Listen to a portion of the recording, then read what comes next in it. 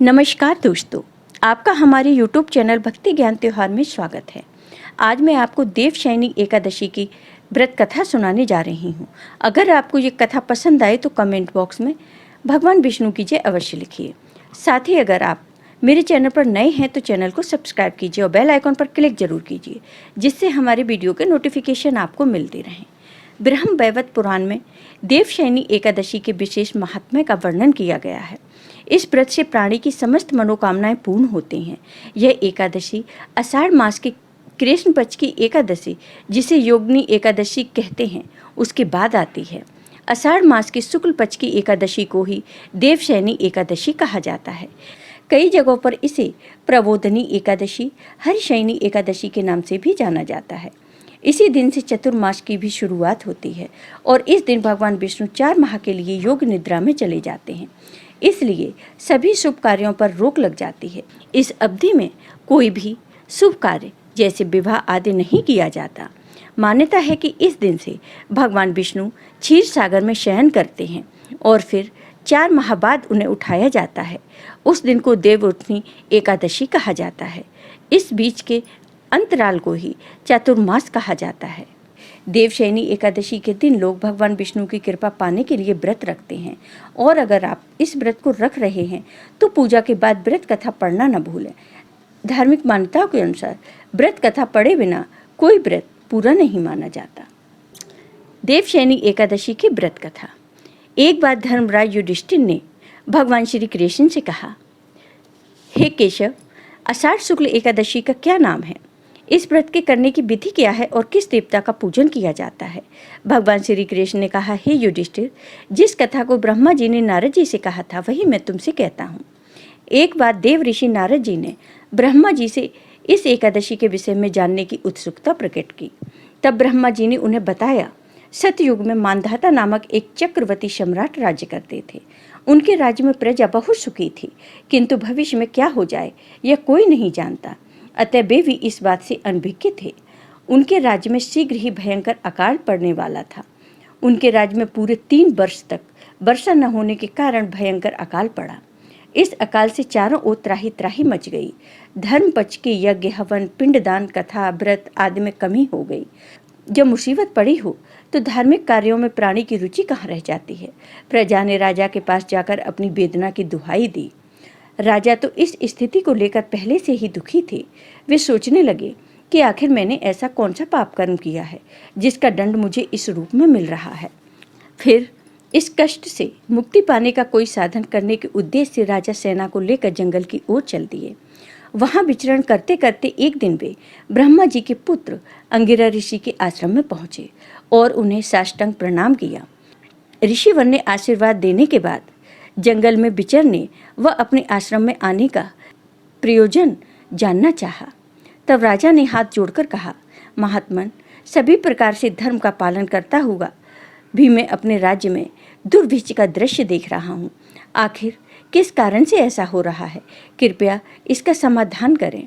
यह सुनकर महर्षि अंगिरा ने कहा, हे राजन, सब युगों से उत्तम यह सतयुग है।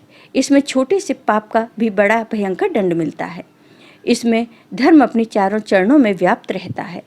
ब्राह्मण के अतिरिक्त किसी अन्य जाति को तप करने का अधिकार नहीं है, जबकि आपके राज्य में एक शूद्र तपस्या कर रहा है। यही कारण है कि आपके राज्य में वर्षा नहीं हो रही। जब तक वह काल को प्राप्त नहीं होगा तब तक यह दुर्विच शांत नहीं होगा। दुर्विच की शांति उसे मारने से ही संभव है। किंतु राजा का हृदय एक निरपराध शूद्र तपस्वी का शमन करने को तैयार नहीं हुआ।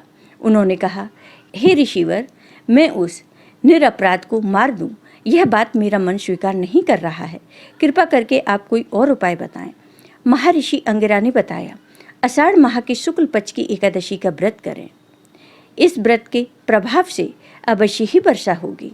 राजा अपने राज्य की राजधानी लौट आए और चारों वर्णों सहित पद्मा एकादशी का विधि पूर्वक व्रत किया। व्रत के प्रभाव से उनके राज्य में मूसलाधार वर्षा हुई और पूरा राज्य धन धान से परिपूर्ण हो गया। ब्रह्म वैवर्त पुराण में देवशयनी एकादशी के विशेष महात्म्य का वर्णन किया गया है। इस व्रत से प्राणी की समस्त मनोकामनाएं पूर्ण होती हैं। देवशयनी एकादशी के संबंध में एक कथा और है। शिव महापुराण के अनुसार दैत्यों का राजा दंभ विष्णु भक्त था।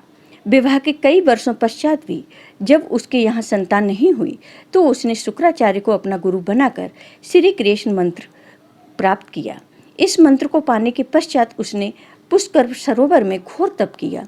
उसके तप से प्रसन्न होकर भगवान विष्णु ने उसे संतान प्राप्ति का वरदान दे दिया। भगवान विष्णु के वरदान से दंभ का पुत्र हुआ। उसका नाम शंखचूड़ रखा गया। बड़ा होने पर उसने ब्रह्मा जी को प्रसन्न करने के लिए पुष्कर में घोर तपस्या की। उसके तप से प्रसन्न होकर ब्रह्मा जी ने उसे वरदान मांगने को कहा।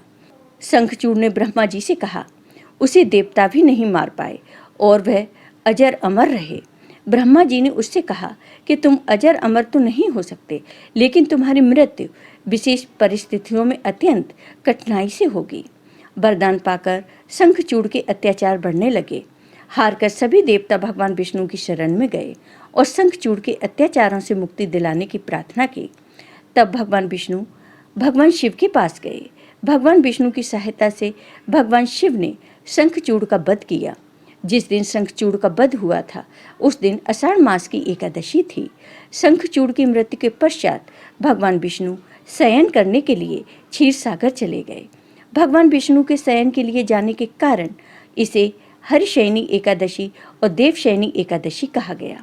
भगवान विष्णु के शयन के लिए जाने के कारण सृष्टि के पालन का कार्य भगवान शिव ने अपने ऊपर ले लिया। देवशयनी एकादशी के बाद सावन माह शुरू हो जाता है, जिसमें शिव पूजा का विधान है। यही समय चतुर्मास का भी होता है, जिसमें साधु सन्यासी एक स्थान पर ही रहते हैं।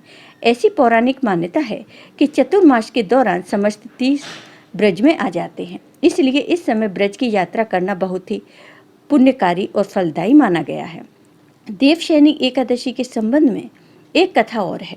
राजा बलि ने जब वामन अवतार विष्णु को अपना सर्वस्व दान कर दिया तो भगवान ने उन्हें पाताल लोक में रहने को कहा और वरदान मांगने के लिए कहा।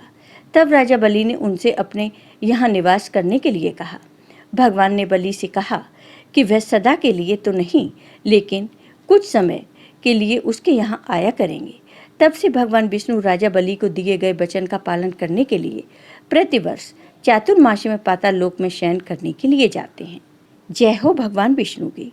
आपको ये वीडियो पसंद आया हो तो कमेंट बॉक्स में कमेंट करके ज़रूर बताइए। साथ ही मेरे वीडियो को ज़्यादा से ज़्यादा शेयर करिए। धन्यवाद दोस्तों।